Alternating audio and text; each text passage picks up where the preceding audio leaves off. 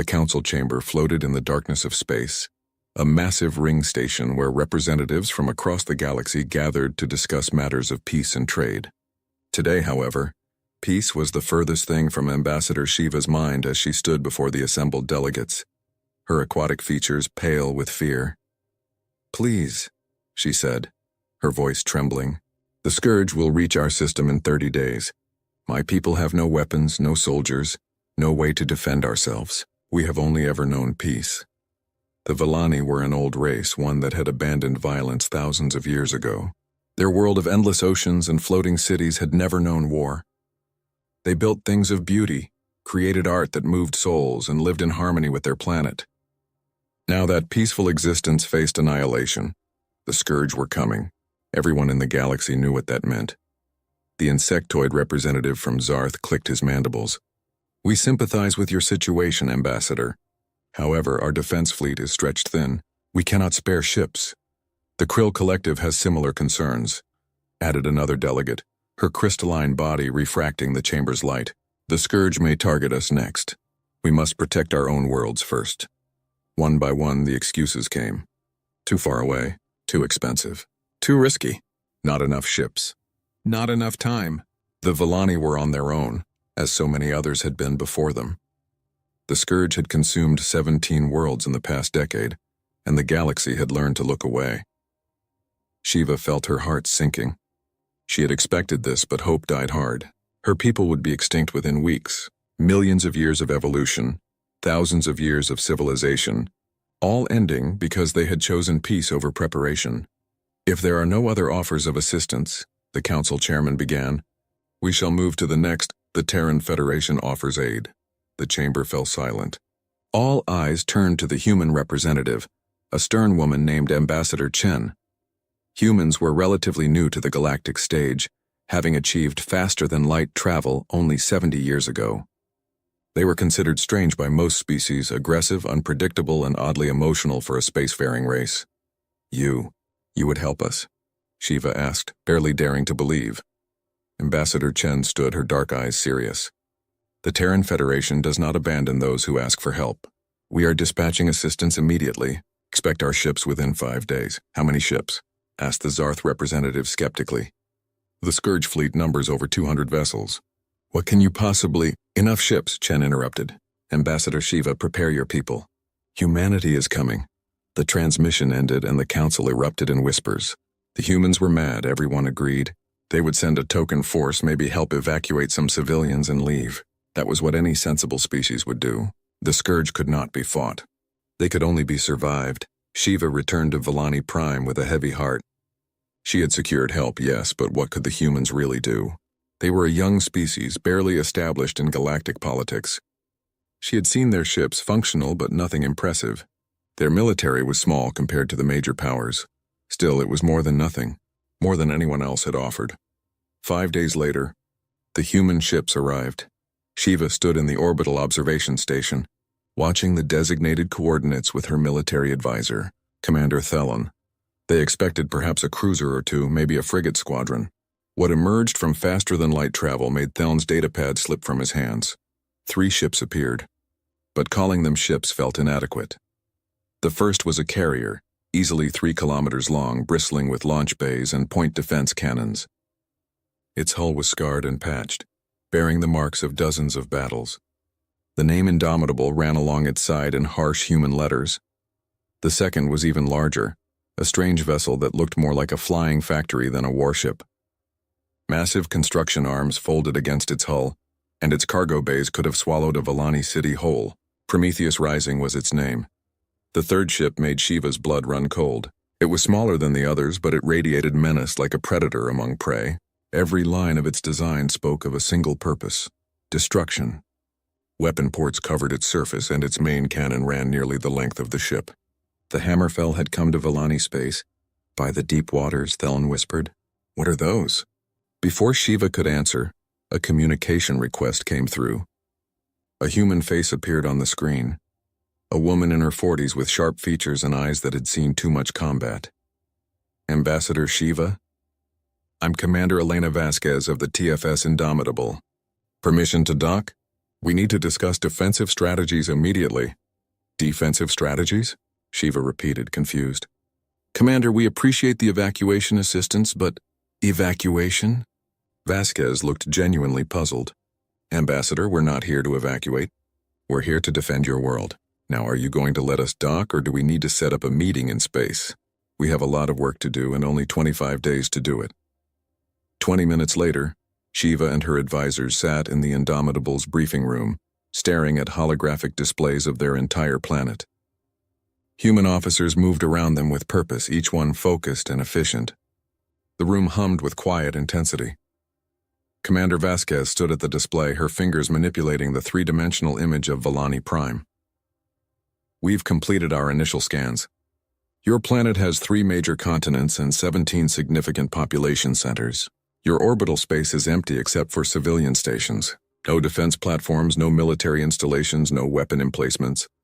We are a peaceful people, Shiva said softly. We have no need for such things. You do now, Vasquez replied, not unkindly. The Scourge don't care about peace. They care about biomass. Every living thing on your world is food to them. She zoomed in on the largest continent. We'll start here. Chief Engineer Webb is already preparing construction teams. We'll have the first orbital defense platforms operational within 48 hours. 48 hours? Thelen said, shocked.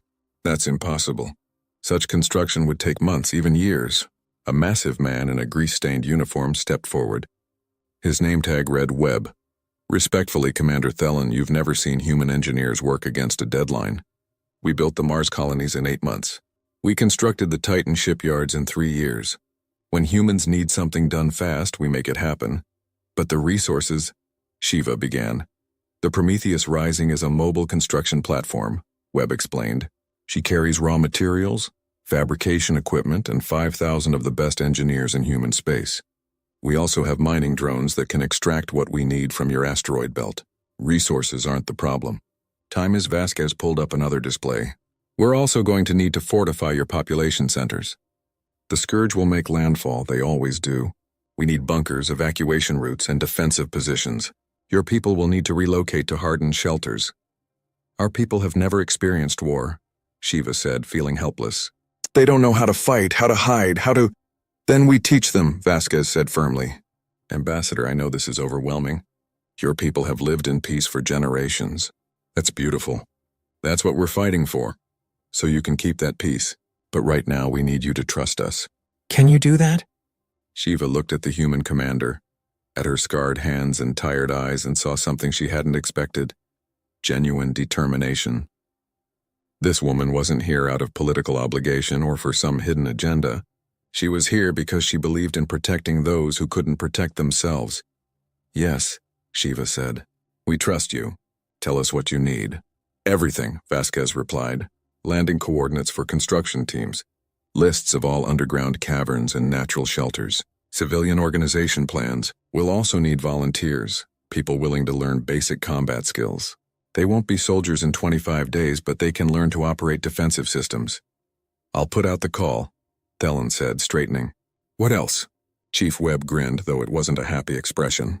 Coffee, lots of coffee. And tell your people not to panic when they see our work. Human construction methods can be loud. That turned out to be the understatement of the century. Within 6 hours, human shuttles filled Volani skies. Construction crews descended on designated sites with equipment that looked like it belonged in a war zone, not a building project. Massive drills carved into the earth. Mining machines extracted ore at impossible speeds, and fabrication units worked around the clock. The Volani people watched in awe and terror as the humans transformed their world. Explosions echoed across continents as humans used controlled demolitions to create underground bunker complexes. The ground shook. Buildings rattled. Children cried in fear, but the humans kept working. Shiva visited one construction site 3 days after the humans arrived. What had been an empty field was now a massive underground facility, complete with life support, food storage, and medical facilities. Human workers moved in organized chaos, each one knowing exactly what to do. A young human engineer, her face covered in dust, paused to explain the air filtration system to a confused Volani technician. See, the Scourge release toxic spores when they die. This filter catches anything smaller than 0.01 microns. Your people will be safe down here. You fought them before, the Volani said, not quite a question. The engineer's face darkened. Once colony world called New Providence. We lost. We lost a lot of people before we figured out how to fight them. That's why we're here. So you don't have to learn those lessons the hard way. In orbit, the transformation was even more dramatic. Where empty space had existed, massive defense platforms now floated, each one bristling with railguns and missile batteries. The Prometheus Rising worked non-stop, manufacturing components and assembling structures with mechanical precision. Shiva watched from the observation deck as another platform came online, its weapon systems glowing with power. Beside her, Commander Vasquez reviewed tactical displays on a data pad. 22 days left, Vasquez said. We'll have the primary defense grid complete in 15. That gives us a week for testing and adjustments. Commander, I must ask. Shiva said carefully. Why is humanity doing this? We can never repay you for this effort. We have nothing you need. Vasquez looked up from her pad, and for a moment her professional mask slipped. Ambassador, 70 years ago humanity reached the stars and found out we weren't alone. That was wonderful and terrifying. We also found out that the galaxy can be a cruel place. The Scourge, the Krill Slavers, the Zarth expansion wars. We've seen what happens when peaceful species meet violent ones. She turned back to the window, watching her ships work. Humanity has a saying, those who can must, we can help. So we must, it's that simple. Besides, she smiled grimly. Humans are really, really good at fighting. It's basically all we did for 10,000 years before we reached space. Seems a shame to waste all that practice. Below them, another explosion marked the completion of a bunker complex. Human engineers celebrated briefly before moving on to the next project. They worked 18-hour shifts, slept in temporary barracks, and never complained. 20 days remaining. The orbital defenses were 70% complete. Underground shelters could now house the entire Volani population.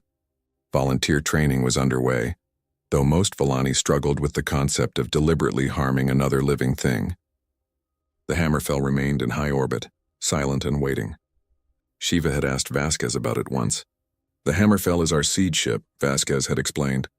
She's designed for one thing, breaking enemy formations. Her main cannon hasn't been fired in 30 years. Let's hope we don't need it. 15 days remaining. The Scourge fleet was detected at the edge of the system, moving inexorably toward Volani Prime.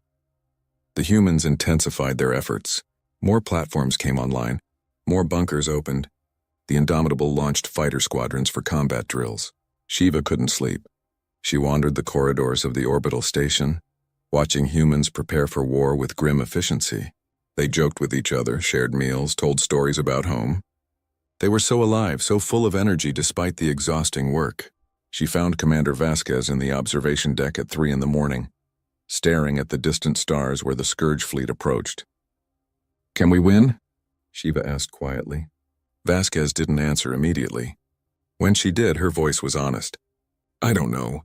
The Scourge are tough, and there are a lot of them. But here's what I do know. They've never faced humanity before. They think your world is an easy target.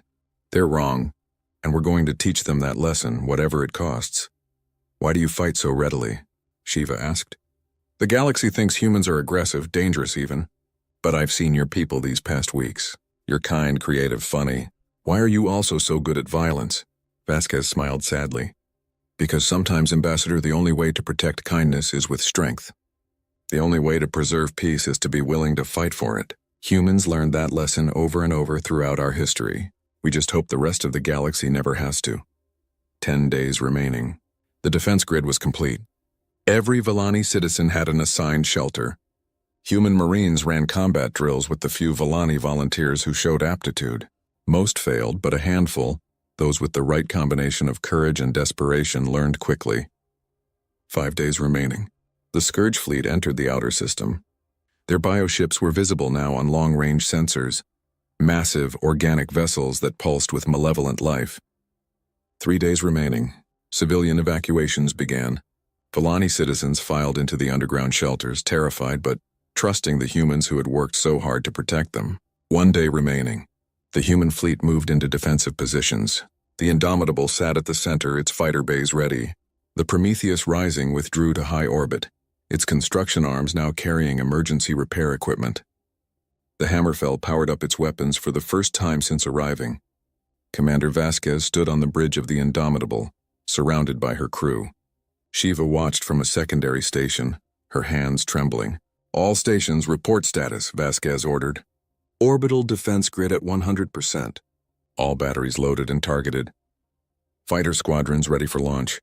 Pilots are eager, Commander. Marine battalions are at defensive positions. Sir, they say they're ready to show these bugs what humanity thinks of them." Vasquez allowed herself a small smile. "All right, people. The Scourge think this is going to be easy. They think the Villani are helpless prey. Let's show them what happens when humanity decides to answer a call for help." She looked directly at Shiva. "Ambassador, get to the shelter.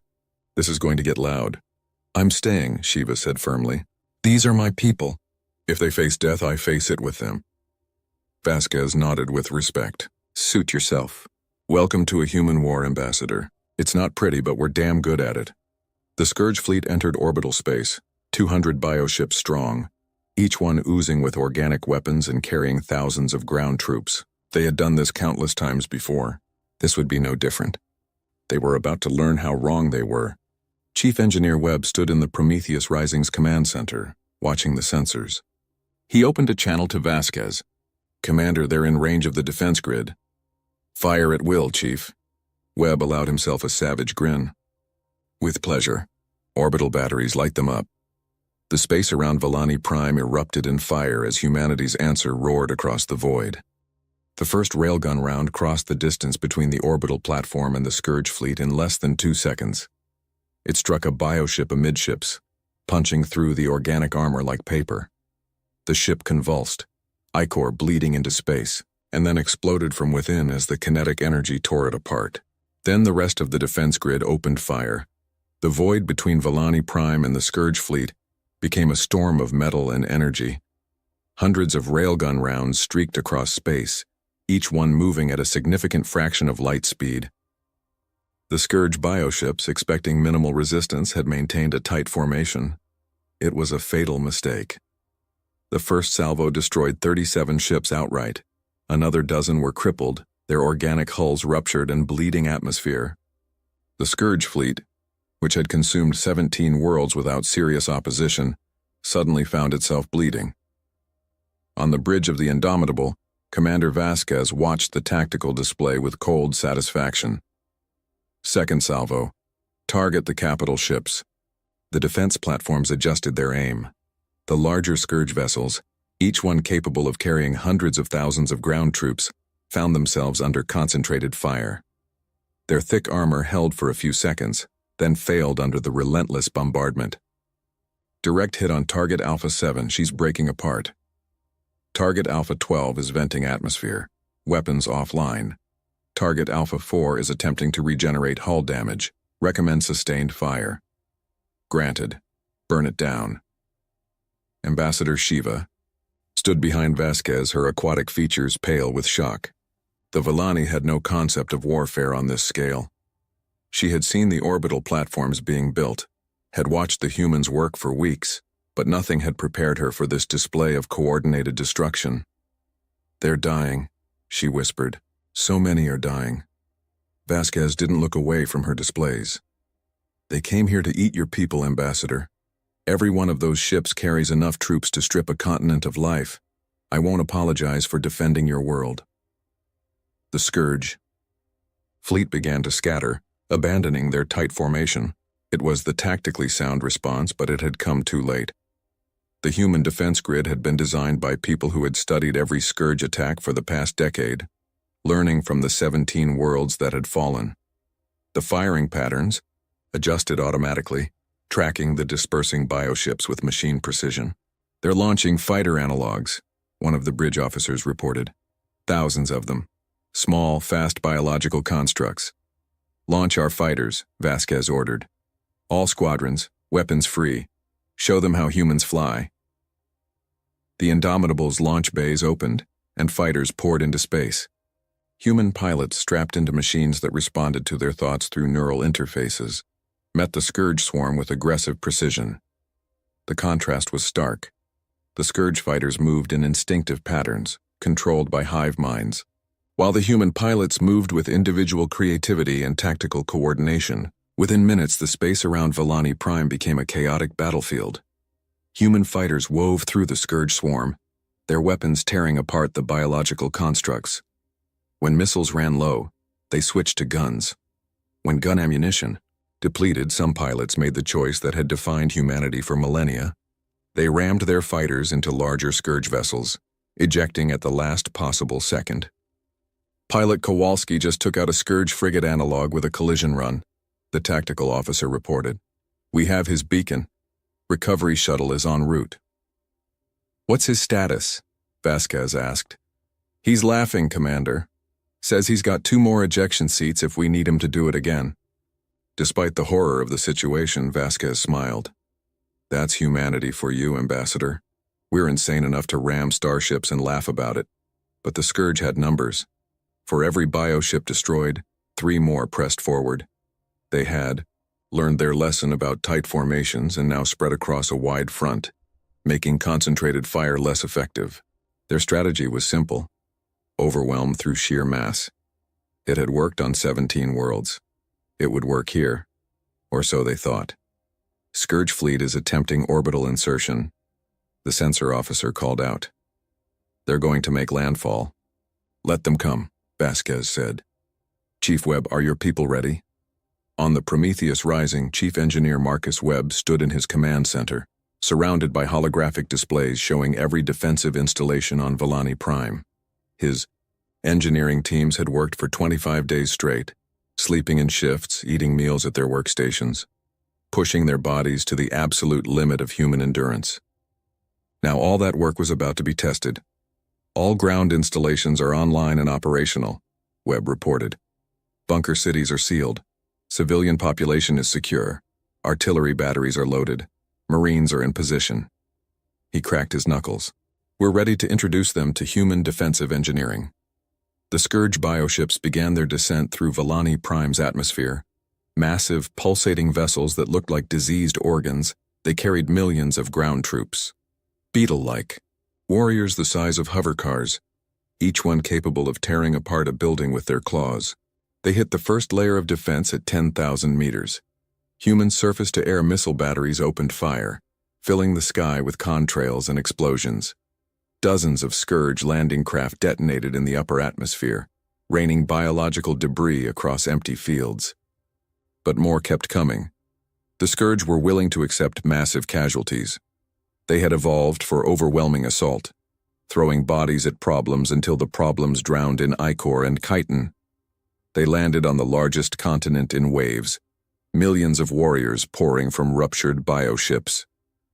The Beetle soldiers scuttled forward with horrifying speed, mandibles clicking, ready to begin the harvest of Volani Prime. Then they met humanity's second lesson. Humans knew how to build death traps. The Scourge pushed forward across what appeared to be open plains heading toward the nearest Volani city. Halfway there, the ground exploded.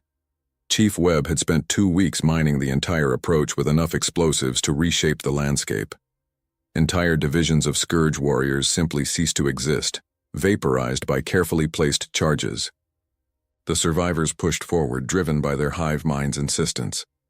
They ran directly into the second line of defense, automated turrets that Webb's teams had installed every 100 meters. The turrets were AI-assisted, fast enough to track individual targets and smart enough to prioritize threats.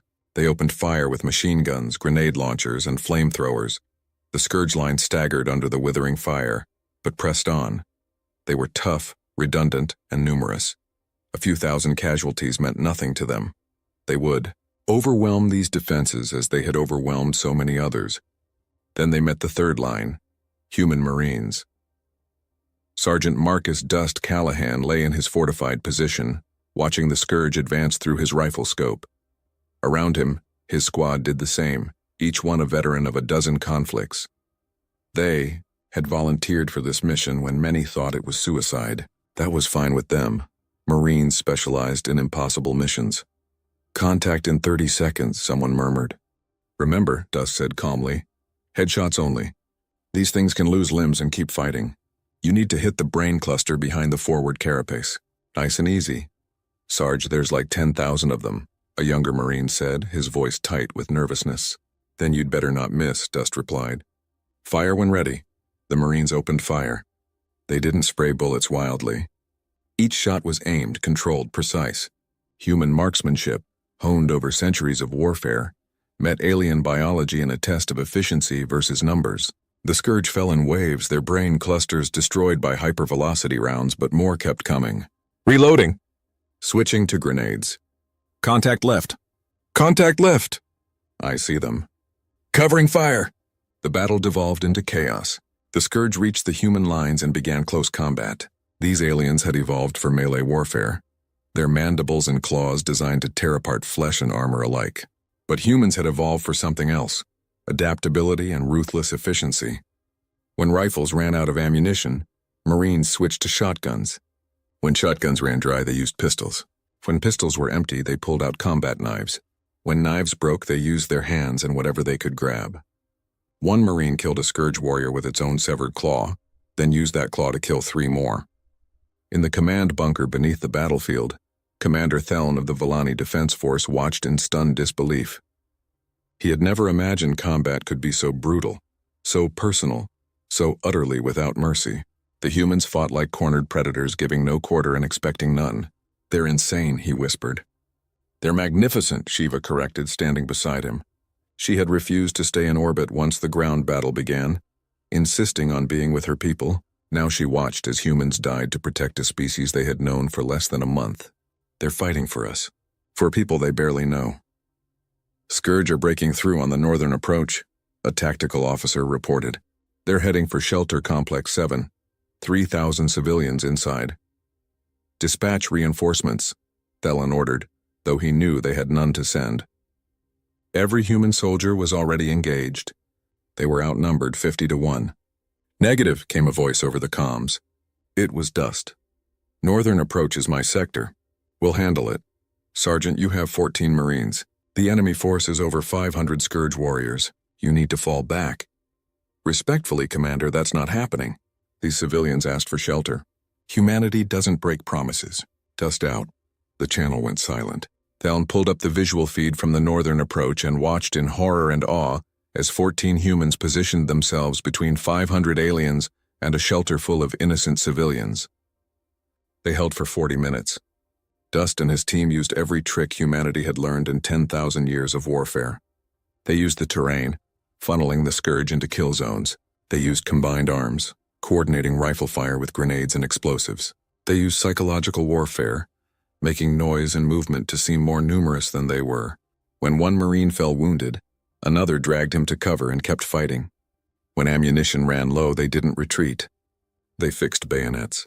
The Scourge, expecting easy prey, found humans who refused to break. Every meter forward cost them dozens of warriors. Every second of delay meant more civilians reaching safety. The hive mind couldn't understand it. Why were these creatures fighting so hard for beings that weren't even their own species? By the time reinforcements arrived, Dust was the only Marine still standing. He was covered in blood, his own and the Scourge's, and surrounded by hundreds of alien corpses. His rifle was destroyed, his armor was shredded, and he had at least 6 serious wounds. But he was still conscious, still armed with a combat knife, still standing between the enemy and the shelter entrance. Shelter is secure, he reported when the reinforcements reached him. Then he collapsed. The medics got to work immediately, using their skills to stabilize wounds that would have killed any other species. Humans were tough, stupidly tough, evolved on a death world that had tried every way possible to kill them for millions of years. Dust would live, though he'd spend weeks in recovery. The battle raged for 3 days. The Scourge kept landing troops, kept pushing forward, kept expecting the defenders to break. But the humans didn't break. They couldn't afford to. Every shelter they defended contained thousands of Volani lives. Chief Webb worked miracles, using the Prometheus Rising's fabrication facilities to manufacture ammunition, medical supplies, and replacement parts for damaged defensive systems. His engineers worked in the middle of combat zones, repairing turrets under fire, rebuilding defensive positions while Scourge warriors attacked them. One engineer, a woman named Sarah Chen, held a critical supply route by herself for 2 hours when her squad was pinned down. She used a construction mech, a machine designed for lifting cargo, as an improvised combat vehicle. crushing Scourge warriors with equipment that was never meant for warfare. In orbit, the battle continued. The Scourge bioships kept coming and the human fleet kept destroying them. But the numbers were telling. The Indomitable had lost a third of its fighter complement. 2 of the orbital defense platforms had been destroyed. Human casualties mounted. On the 3rd day, Commander Vasquez stood on the bridge reviewing reports and realized the truth. They were losing. Not quickly, not obviously, but inevitably. The Scourge simply had too many ships, too many warriors. Humanity was fighting with everything they had, but eventually the numbers would overwhelm them. "Commander," the tactical officer said quietly, "Scourge capital ships are forming up. They're preparing for a massive orbital bombardment. If they target the shelters directly, the shelters could withstand conventional attacks. But if the Scourge were willing to sacrifice dozens of their own ships to punch through the defenses, they could reach the civilians. Millions would die." Vasquez stood silent for a long moment, running calculations in her head.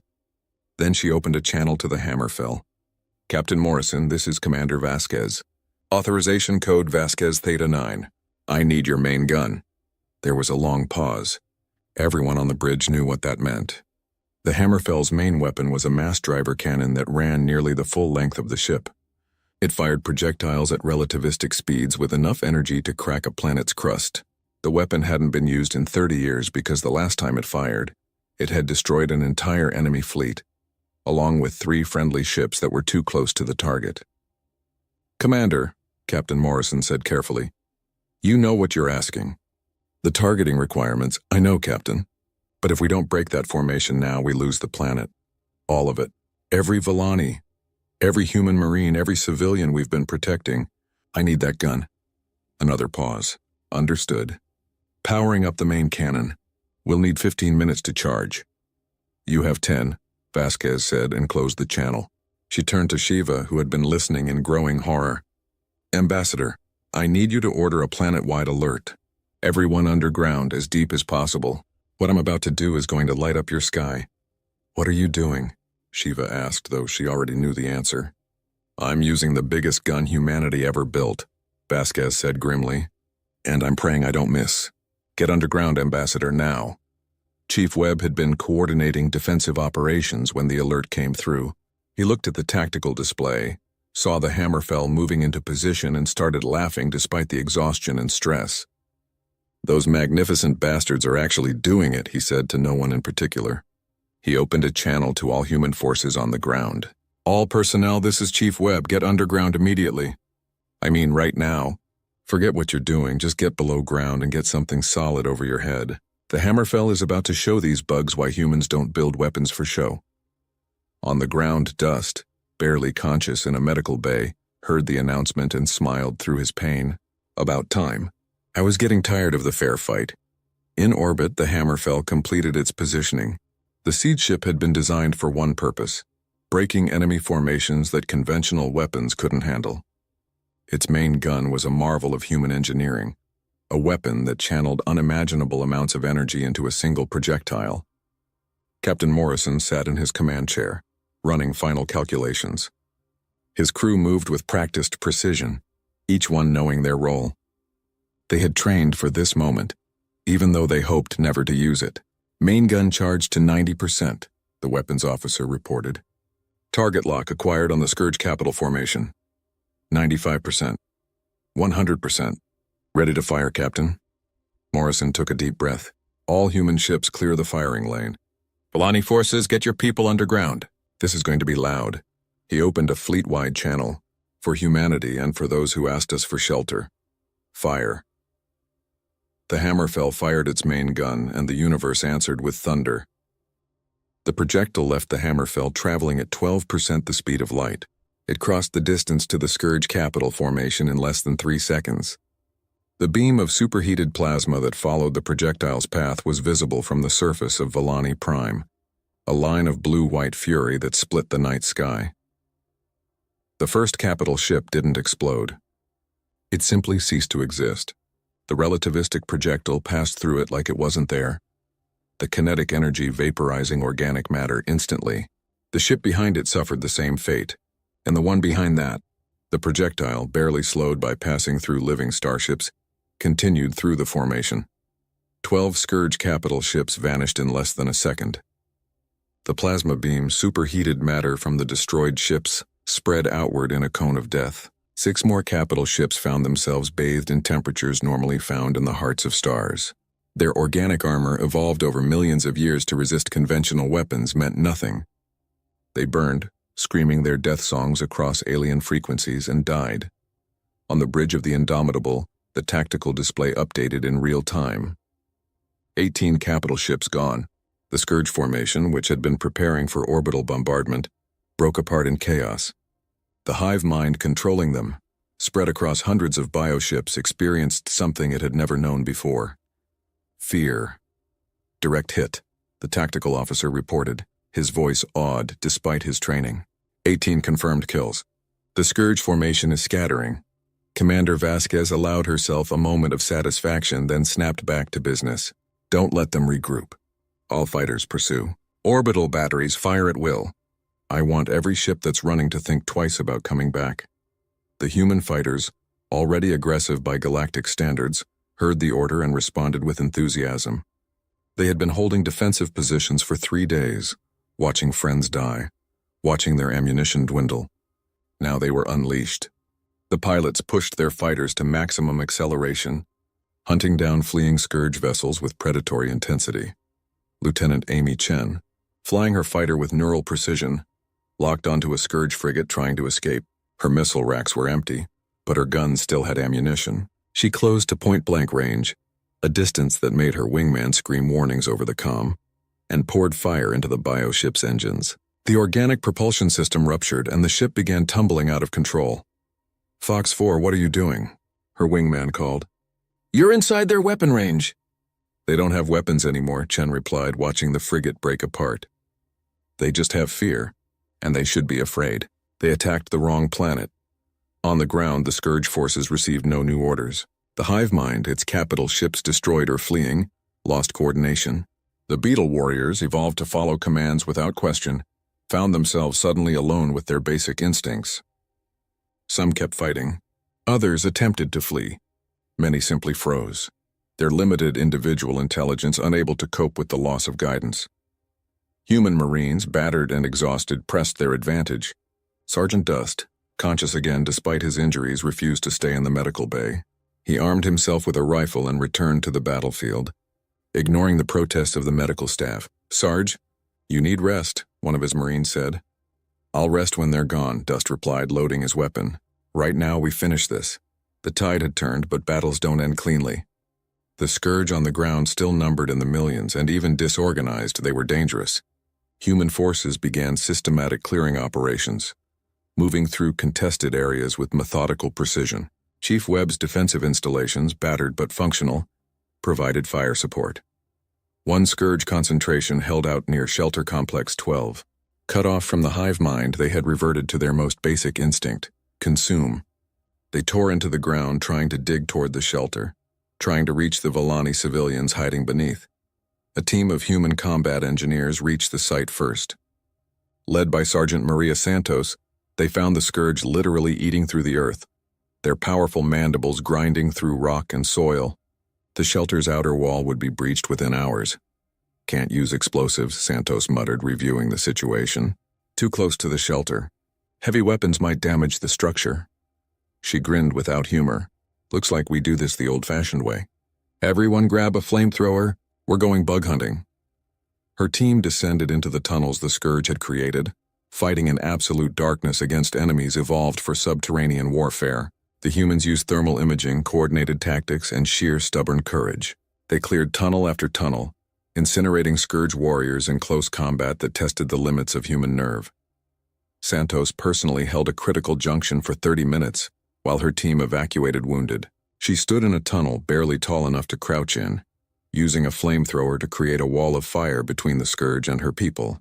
When her fuel ran out, she switched to a shotgun. When the shotgun was empty, she used demolition charges, collapsing the tunnel on herself and the advancing Scourge. Her team dug her out 3 hours later, alive and furious that they had taken so long in orbit. The battle continued, but the outcome was no longer in doubt. The Scourge fleet, shattered and demoralized, attempted to withdraw. Commander Vasquez faced a decision. She could let them go, save ammunition and lives, declare victory, or she could ensure they never threatened another world. She thought of 17 planets consumed. She thought of millions of beings who had died because the scourge went unchallenged. She thought of Ambassador Shiva's face when she had begged for help from a galaxy that turned away. "All ships," she ordered, her voice cold as void. "No survivors." "We end this here, Commander," her XO said quietly. They're fleeing." The rules of engagement. The rules of engagement are written by people who never faced the scourge, Vasquez interrupted. These things don't surrender. They don't negotiate. They consume. If we let them escape, they'll return with more ships and attack another world. How many civilians have to die before the galaxy learns this lesson? She looked at her XO directly. "I'll take full responsibility, but we're ending this threat. Permanently." The Indomitable led the pursuit, its fighters and remaining weapons hunting down fleeing scourge vessels. The Hammerfell, its main gun depleted, used conventional weapons. Even the Prometheus Rising, a construction ship, deployed its limited defenses. The message was clear. Humanity was done playing defense. The Scourge Queen Mind, distributed across the surviving bioships, made a calculation. In 10,000 years of existence across hundreds of worlds, the Scourge had never retreated. They had never needed to. They overwhelmed resistance through numbers and consumed everything in their path. It was their nature, their purpose, their evolutionary destiny. But evolution required survival, and survival required learning. The Queen Mind issued an unprecedented command: full retreat. Jump to faster than light travel. Abandon this system, flee to dark space where the humans couldn't follow. The cost was enormous. Abandoning ground forces meant losing millions of warriors. Leaving behind bioships meant reducing their fleet strength. But the alternative was extinction. The remaining Scourge capital ships engaged their organic FTL drives and vanished, leaving behind nearly 3 million ground forces with no way off the planet. On Volani Prime, those abandoned Scourge warriors faced a choice they had never encountered before: surrender or death. The hive mind was gone. Individual intelligence, suppressed for millions of years of evolution, flickered weakly. Some kept fighting mindlessly, others simply stopped moving, their primitive brains unable to process their situation. Commander Theln, watching from the command bunker, made a decision that surprised everyone, including himself. Broadcast a message in all frequencies. Tell them to lay down their weapons and gather in designated areas. If they comply, we will not kill them. A human officer looked at him in shock. "Commander, these things were trying to eat your people." "And you taught us something," Theln replied. "Humanity fights with incredible violence, but also with mercy when the fight is won. If we kill helpless enemies, we become the monsters." He looked at Shiva, who nodded agreement. "We are Volani. We choose peace when peace is possible." It was a controversial decision. Many Scourge warriors couldn't understand surrender and had to be eliminated, but thousands did gather in the designated areas. Their weapons dropped, their threat neutralized. For the first time in their species' history, Scourge warriors experienced captivity. The battle for Volani Prime was over. The humans had won, but victory was measured in scars. The casualty reports came in over the following days. 40% of human fighters destroyed or damaged beyond repair, 2,300 Marines dead, another 4,000 wounded.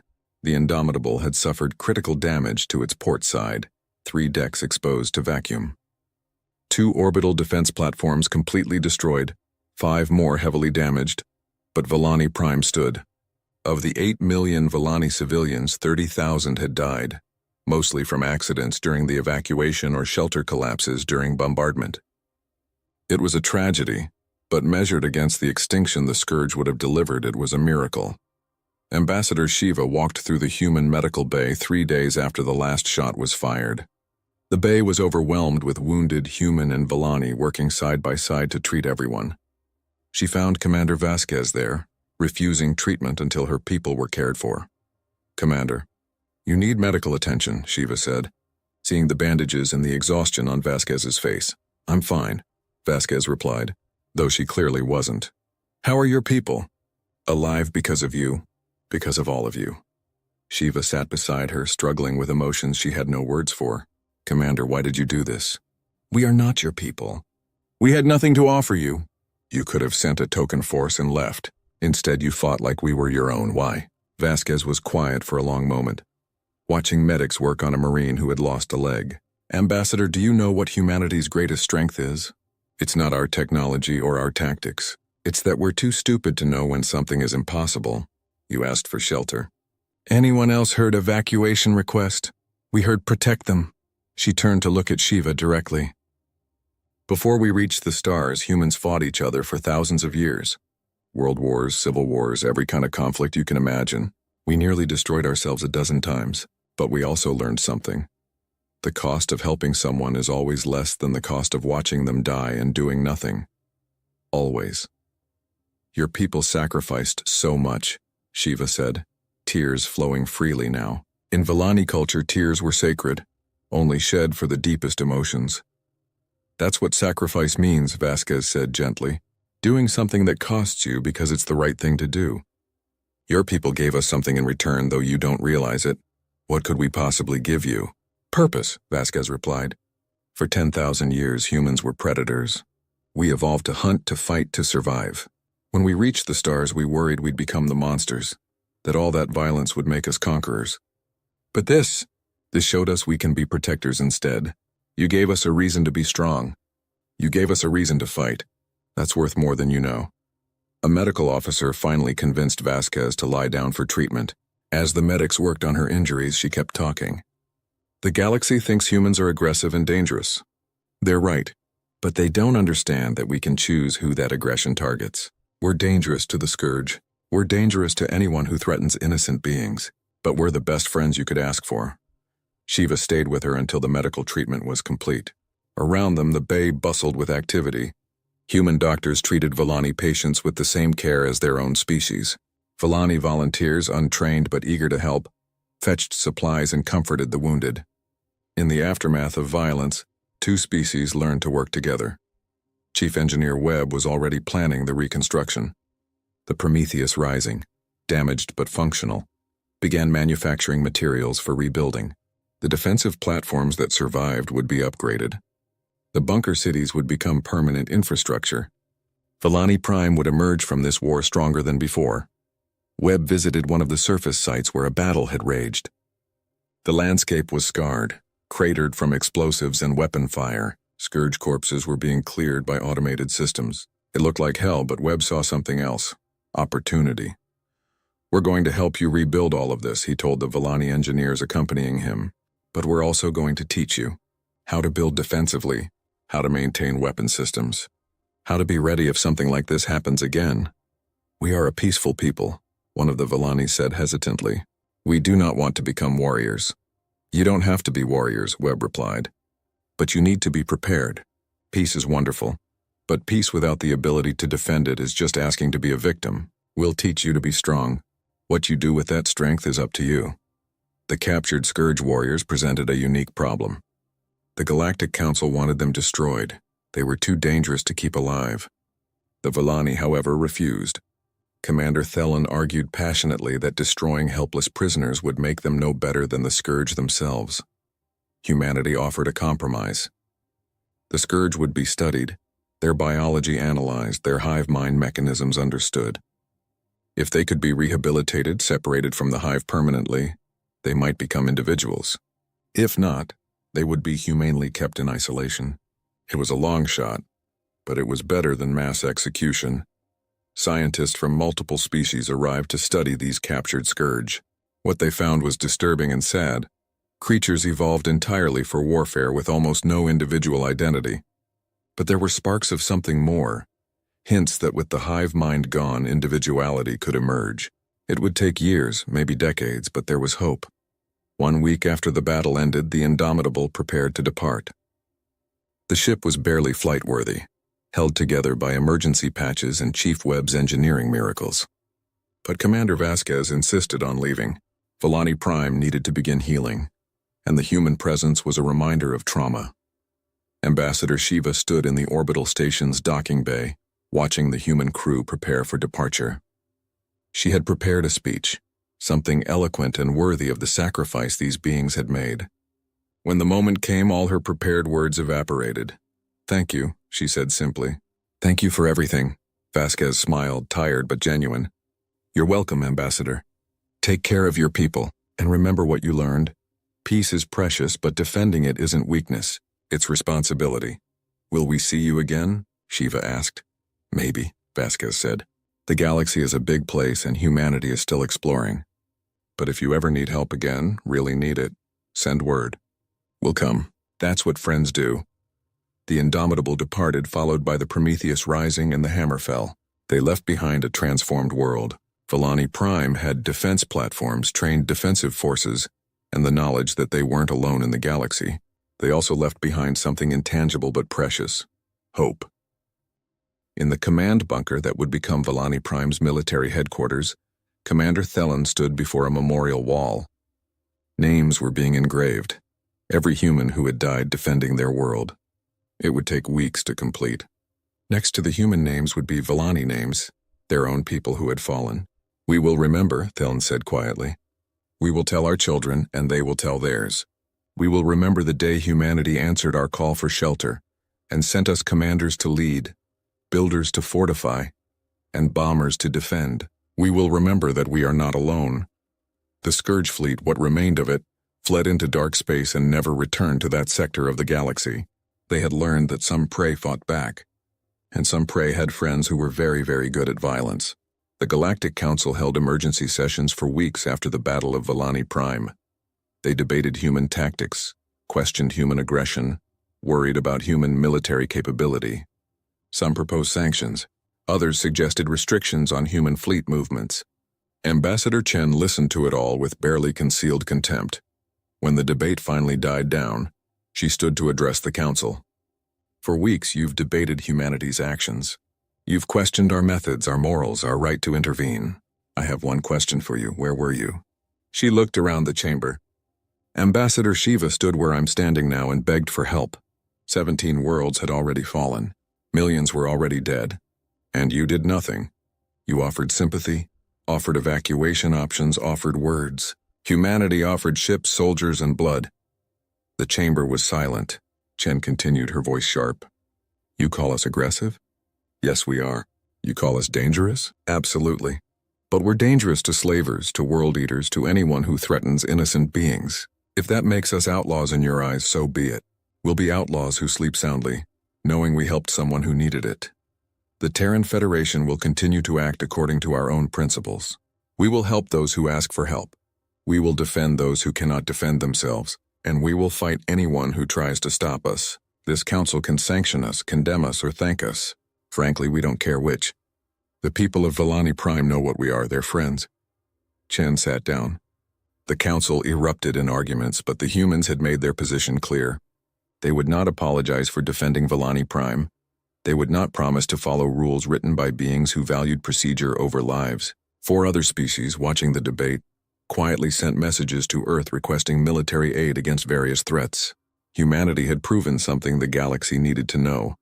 Some species would fight for you, not for profit or territory, but simply because it was right.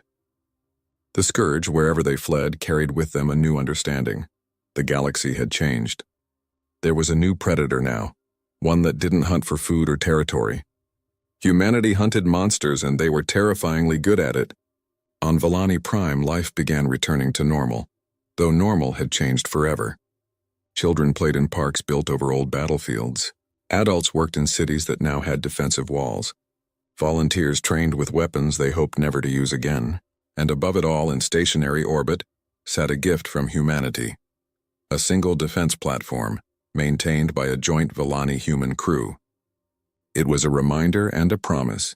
You are not alone, and you never will be again. Ambassador Shiva stood on a balcony overlooking her capital city, watching the sunset paint the sky in shades of purple and gold. Somewhere up there, human ships were patrolling, making sure the Scourge didn't return. Somewhere down here, human engineers were teaching Volani how to maintain their new defenses. She thought about the galaxy she had known, where the strong consumed the weak and the peaceful died alone. Then she thought about the new galaxy, where at least one species had decided that wasn't acceptable. Thank you, humanity, she whispered to the sunset, for teaching us that we deserve to survive. 3 months after the Battle of Volani Prime, The transformation was almost complete. Where ruins had stood, new buildings rose. Where empty fields had hosted battles, memorial gardens now grew. The scars remained. You couldn't erase that much violence. But life had returned to something resembling normalcy. Commander Elena Vasquez stood in what would become the Villani Defense Academy, watching construction crews put finishing touches on the main building. She had requested discharge from active duty and accepted the position of Chief Military Advisor to Villani Prime. The decision had surprised many in the Terran Federation, but not those who knew her. "You're really staying?" Chief Engineer Marcus Webb asked, joining her at the observation window. He had also chosen to remain, overseeing the reconstruction efforts. The Prometheus Rising had returned to human space, but Webb had transferred to civilian service. Villani Prime needed builders more than the fleet did. "Someone has to teach them," Vasquez replied. "They're good people, Webb. They deserve a chance to defend what they've built. And honestly, I'm tired of war. Teaching people how to avoid war? That's something I can do." Webb nodded. "Fair enough. The reconstruction is 90% complete. Defense grid is better than what we installed during the battle. Your students are actually learning faster than I expected." "Villani are quick learners," Vasquez agreed. "They just never had a reason to learn warfare before. Now they do." The academy was humanity's gift to Villani Prime, a fully equipped training facility for defensive warfare. It taught strategy, tactics, weapons operation, and most importantly, the philosophy of defensive strength. The core principle was simple: be strong enough that no one dares attack, but never use that strength for conquest. Commander Theln approached them, carrying data pads filled with reports. He had become the Academy's director, despite having no military background before the Scourge arrived. 3 months of combat had changed him, aged him, but also strengthened him. "The first class of trainees is ready for your inspection, Commander Vasquez," he said formally. 200 volunteers, all veterans of the battle. They want to ensure nothing like the Scourge ever catches us unprepared again. "Let's see what they've learned," Vasquez said. The training ground was impressive, a full simulation facility capable of recreating any combat scenario. 200 Villani, all wearing the new defensive force uniform, stood in formation. They weren't Marines. They never would be. But they were capable, trained defenders ready to protect their world. Vasquez walked along the ranks, seeing faces she recognized. The civilian who had helped coordinate evacuations, the engineer who had learned to repair combat equipment under fire, the medical technician who had saved dozens of lives in the field hospitals. They had all been ordinary people 3 months ago. War had made them something more. "At ease," she said, and the formation relaxed slightly. "I've reviewed your training scores. Most of you exceed minimum standards. Some of you are exceptional. You should be proud of what you've accomplished. But I want you to understand something important." She paused, making sure every eye was on her. "Being a defender isn't about how well you shoot. It's about knowing when to shoot. Humanity has fought thousands of wars. We're very good at violence. But the wars we're proudest of? They're the ones we prevented through strength. The battles we didn't have to fight because we were prepared. Your people chose peace for millennia. That was beautiful. That was right. But peace without strength is vulnerability. What you're learning here isn't how to be aggressive. It's how to be strong enough that aggression against you becomes too costly. Do you understand?" "Yes, Commander," 200 voices replied in unison. Vasquez smiled. "Good, dismissed. Enjoy your leave. You've earned it." As the trainees filed out, Ambassador Shiva joined the group. She had been watching from the observation deck. "They learn well. You've given us a gift, Commander." "They were always capable," Vasquez replied. "They just needed someone to show them how." "Speaking of gifts, how's the shipyard project coming?" Shiva's expression brightened. "Better than expected. The Remembrance is ahead of schedule. She'll launch within 2 months. The Remembrance was Villani Prime's first true warship, designed jointly by Villani and human engineers. It wasn't large, a frigate-class vessel, but it was sophisticated, incorporating both Villani technology and human weapons systems. More importantly, it was a symbol. Villani Prime could defend itself. "I'd like to be there for the launch," Vasquez said. "If you'll have me." "You and every human who fought for us will have honored places," Shiva assured her. "Speaking of which, the memorial dedication is tomorrow. Will you speak?" Vasquez hesitated. She hated speeches, hated putting her feelings into words that seemed inadequate. but she owed it to the people who had died here. I'll speak. No promises it'll be eloquent. The memorial sat at the exact spot where the first human shuttles had landed 3 months ago. It was a massive structure, 50 meters tall, depicting 3 figures: a commander studying a tactical display, a builder wielding tools, and a Marine holding a rifle. The sculptor had captured something essential about humanity, the combination of intelligence, creativity, and controlled violence that defined them. At the base of the memorial, names were engraved. 2,300 human names, 30,000 Villani names, every person who had died during the battle, immortalized in stone that would last millennia. The dedication ceremony drew crowds from across the planet. Villani came to honor the fallen.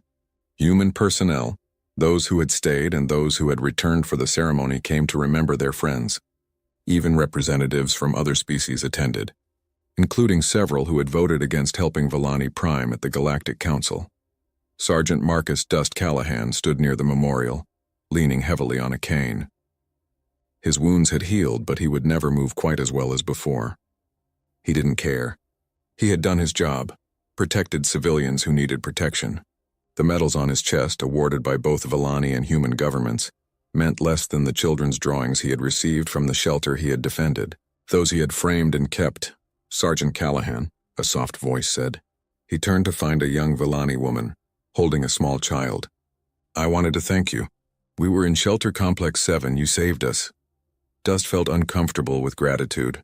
He had just been doing his job. Ma'am, I was just... You stood between death and my daughter, the woman interrupted gently. For 40 minutes you held them back while we escaped deeper into the shelter. I watched on the security feeds. You and your squad refused to retreat. 3 of your soldiers died protecting us. She touched his arm lightly. Words are inadequate, but thank you. For everything. The child, barely 4 years old, held up a drawing. It showed a figure with a rifle standing in front of smaller figures. The proportions were wrong, the colors chaotic, but the message was clear. You're the hero, the child said seriously. Mama says you're why we're alive. Dust took the drawing with trembling hands. He had killed hundreds during that battle, maybe thousands. But this, protecting one child, this was what mattered. I'm glad you're safe, he managed to say. That's why we were here. Chief Webb found him later, still staring at the drawing. You okay, Dust? Yeah, Dust said quietly. Just thinking. We lost good people here, Chief. Jenny, Marcus, Rodriguez, all of them. Sometimes I wonder if it was worth it. Webb looked at the crowds of Villani families, at the children playing near the memorial, at the life that filled this space. 8 million people, Dust, that's how many we saved. Was it worth 3,000 human lives? That's not my calculation to make. But I know Jenny, I know what she would say. She'd say, yeah, it was worth it. She'd say she joined the Marines to protect people, and that's exactly what she did. She was 19, Dust said, his voice rough with emotion. She was a Marine, Webb corrected gently, and she died doing what Marines do, standing between civilians and death. We honor her by remembering that, by making sure her sacrifice meant something. Look around, Dust, it meant something. The ceremony began. Commander Thelen spoke first, his words carrying the weight of someone who had seen war and understood its cost. He thanked the humans, honored the fallen, and made a promise. Villani Prime would never forget. Then Vasquez stepped to the podium. She had prepared notes but left them behind. What she had to say came from somewhere deeper than prepared remarks. I'm not good at speeches, she began. I'm a soldier. I'm better at actions than words. But I'm going to try because the people whose names are on this memorial deserve words, even if they're clumsy ones. She looked at the crowd, seeing humans and Villani standing together. 3 months ago, Ambassador Shiva asked the galaxy for help. Most species said no. They had reasons, good reasons, but they said no. Humanity said yes. Why? Because we're aggressive? Because we're warlike? Because we wanted something from Villani Prime. Vasquez shook her head. We said yes because someone asked for help and we could help. It's that simple and that complicated. Humans have a long history of conflict. We fought each other over everything imaginable. But we've also learned something through all that fighting. The cost of standing by is always higher than the cost of standing up. The people whose names are behind me understood that. They weren't drafted. They weren't forced. They volunteered to defend a species they had never met. on a world they had never seen against an enemy that gave no mercy. They did it because it was right, because someone needed help, because that's what humans do when given a choice between action and inaction. She paused, emotion threatening to break through her professional composure. Some people call us aggressive. They're right. We are aggressive against injustice, against cruelty, against anything that threatens innocent beings. If that makes us dangerous, then we'll be dangerous. But we'll be dangerous in defense of others, never in conquest of them. To the humans who fell here, you did your job perfectly. You protected people who needed protection. You held the line when it would have been easier to break. You gave everything so that millions could have a future. We will never forget you. We will honor your memory by continuing your work, by standing up when others need us, by being strong enough to protect the weak, by being human in the best sense of that word. And to the Velani who fell, you showed courage that many species never discover. You faced unimaginable horror and didn't break. You learned warfare in weeks and fought beside us as equals. Your people chose peace for millennia. And when that peace was threatened, you found strength you didn't know you had. We're honored to have fought beside you. Vasquez stepped back from the podium, her eyes glistening. The crowd was silent for a moment, then erupted in applause that echoed across the memorial grounds. Later, as the sun set and the crowds dispersed, small groups gathered around the memorial. Humans told stories about fallen friends. Velani shared memories of those they had lost. The two species, so different in their histories and natures, found common ground in shared grief and shared survival. Ambassador Chen arrived from Earth for the ceremony, bringing with her news from the Galactic Council. She found Vasquez sitting near the memorial alone with her thoughts. The Council formally censured the Terran Federation, Chen said without preamble. 17 different violations of intervention protocols. They want us to promise never to do this again. What did you tell them? Vasquez asked. I told them to shove their protocols where their sun doesn't shine, Chen replied with satisfaction. Then I told them that 4 other species have formally requested human military assistance. The Krill are threatening the Pleiadian colonies. The Vorash mining worlds are facing pirate raids, and 2 others have scourge sightings near their space. They all want what you gave Velani Prime, protection. And, Vasquez prompted, and the Terran Federation is sending ships, Chen said. The Council is furious, but they can't do anything about it. We're not breaking laws. We're responding to requests for help. What are they going to do, sanction us for not letting people die? She sat beside Vasquez, looking at the memorial. You started something here, Elena. You showed the galaxy that humans won't stand by when we can help. That's going to have consequences, good consequences or bad? Vasquez asked. Both, Chen admitted. Some species will fear us more. Some will ask for our help. Some will try to use us. But here's what matters. Species like the Velani now know they're not alone.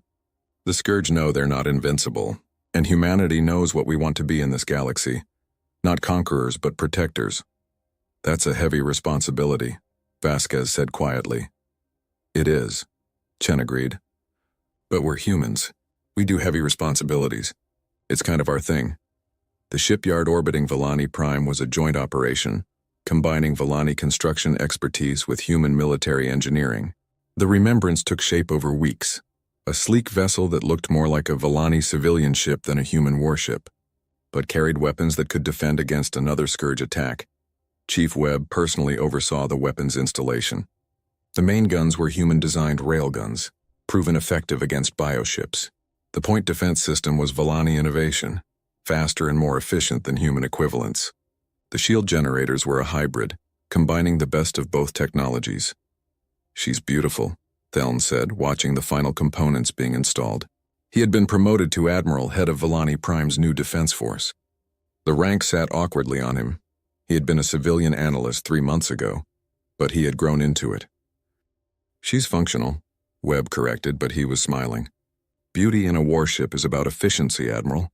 And this one is very efficient. Your engineers did good work. They learned from the best, Thelon replied. When do you return to Earth?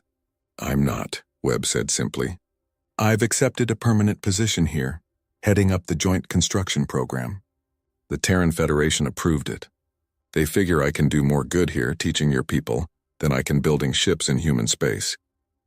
We're honored to have you, Theln said sincerely, though I suspect your family misses you.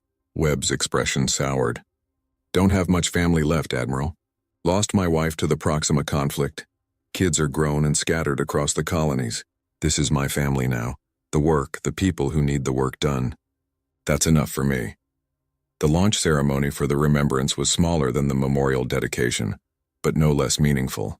Admiral Thelen stood at the podium in the shipyard's observation deck, addressing a crowd of Villani and human engineers, military personnel, and government officials.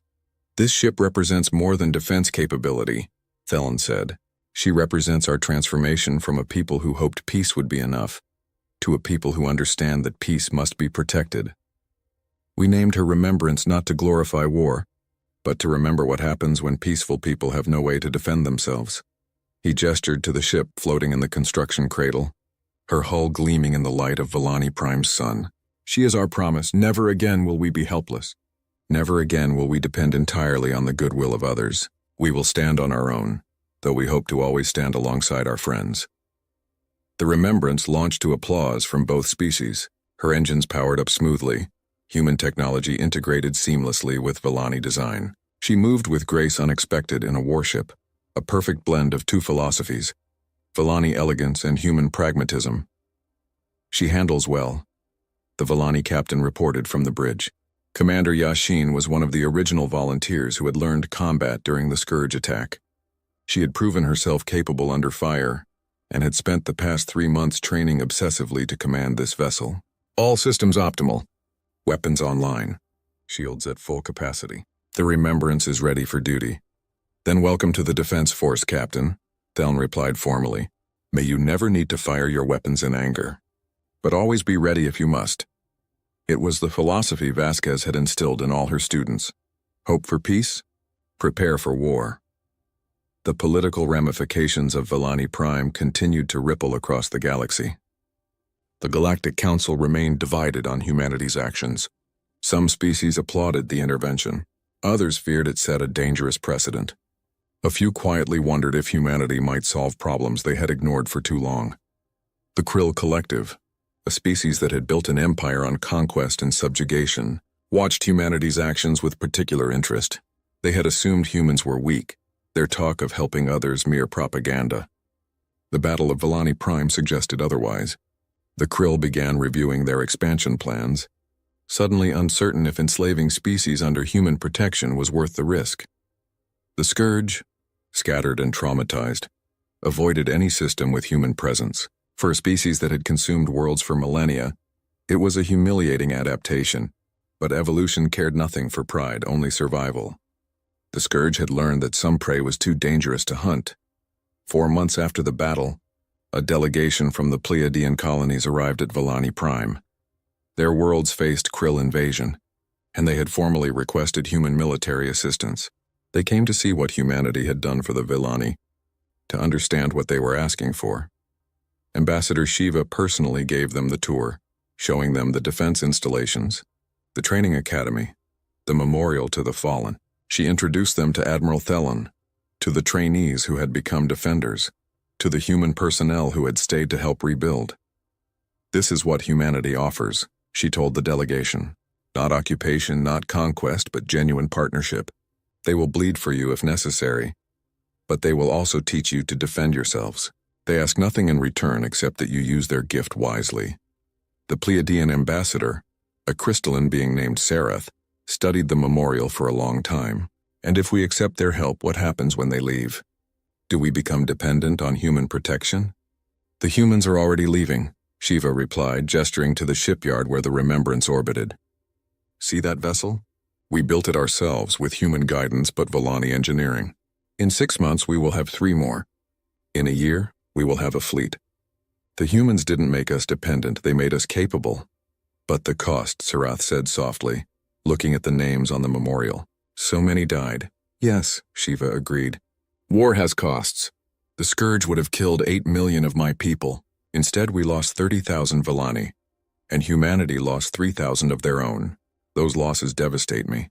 But the alternative was extinction. The humans paid a price in blood to give us a future. That is their answer. They will fight for you if you cannot fight for yourself, but they will also ensure you can eventually stand alone. The delegation departed 3 days later, their decision made. They would accept human assistance. The Krill would discover, as the Scourge had, that humanity took the defense of others seriously. On Earth, the Terran Federation faced its own reckoning. The military wanted to expand, to build more ships, to train more Marines for what they saw as an inevitable series of defensive wars. Some politicians worried about overextension, about humanity becoming the galaxy's police force against their will.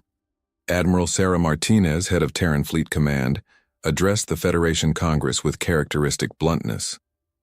"We have a choice," she said. "We can be the species that helps when asked, or we can be the species that looks away when others die. There is no middle ground. If we choose to help, we must be prepared for the consequences. More battles like Volani Prime, more casualties, more sacrifice. If we choose to look away, we must accept that we had the power to help and chose not to. Which can you live with?" The debate raged for weeks. In the end, the Federation voted to expand the defensive fleet and establish a rapid response force. Ships and personnel specifically designated for rendering aid to allied species under attack. It wasn't an easy decision, and many worried about the precedent. But humanity had defined itself at Volani Prime, and most humans decided they liked that definition. 6 months after the battle, Commander Vasquez stood in the Academy's main hall, watching her latest class of graduates receive their certifications. 200 more trained defenders ready to protect their world. Admiral Theln stood beside her, reviewing the graduation scores. "Your methods are effective," he observed. "The pass rate is 97%. Our instructors couldn't believe it.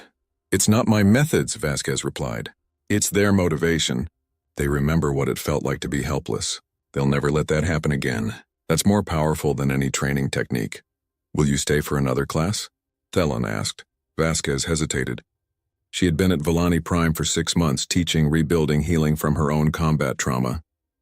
Part of her wanted to stay forever, to see this project through to completion. But another part recognized that the Volani didn't need her anymore. They had learned the lessons. Now they needed space to implement them on their own. "One more class," she decided. "Then I'm returning to Earth. You don't need me anymore, Admiral. You've become what you needed to be, strong enough to protect yourselves, wise enough not to abuse that strength. That's all I can teach you.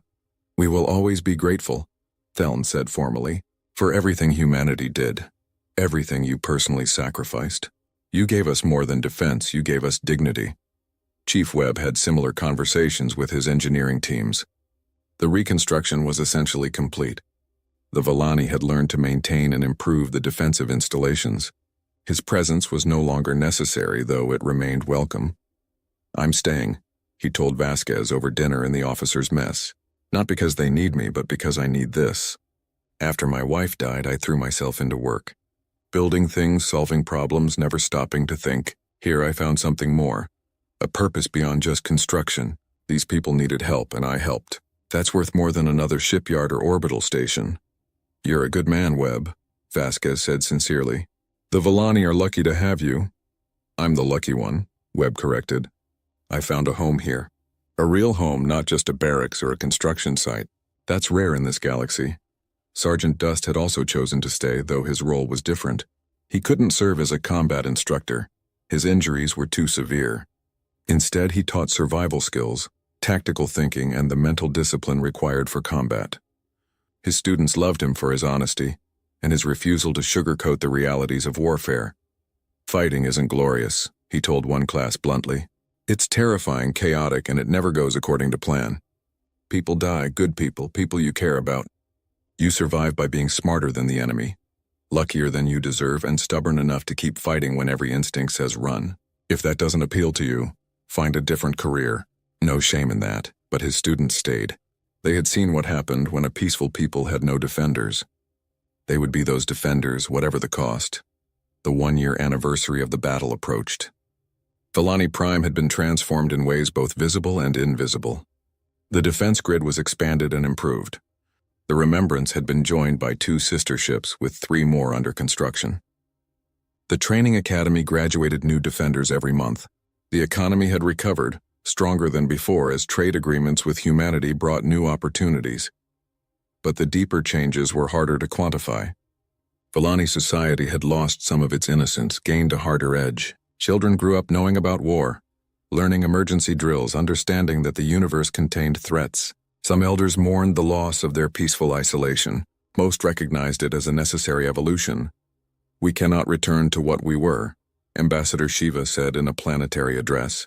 "This scourge taught us that ignorance of violence doesn't protect you from violence. But we can honor what we were by being wise with what we've become. We are armed now, but we need not be aggressive. We are strong now, but we need not be cruel. We are prepared for war, but we work for peace. This is the balance humanity taught us." The anniversary ceremony was massive. Humans returned from across the galaxy. Soldiers who had fought here, engineers who had built here, diplomats who had negotiated here. The Galactic Council sent observers, curious about this human-Villani partnership that had become a model for other species. The memorial had grown.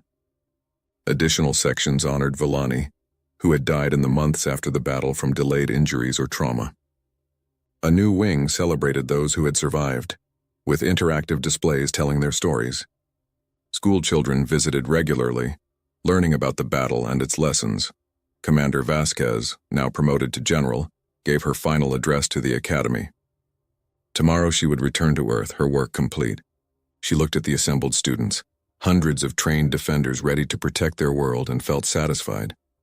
"When I arrived here 1 year ago, you were victims," she said. "You had been attacked by an enemy you couldn't defeat, and you prepared to die. Humanity intervened, not because we expected anything in return, but because it was the right thing to do.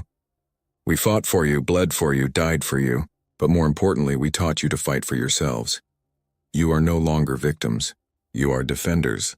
You have the skills, the equipment, and most importantly, the will to protect your world. The next threat you face, and there will be others, you will face on your own terms. You will be ready. That was our goal, and you have exceeded it." She paused, emotion breaking through her professional composure. "I'm proud of you. Not just as soldiers, but as people. You took the worst moment of your history and used it to become stronger without becoming cruel.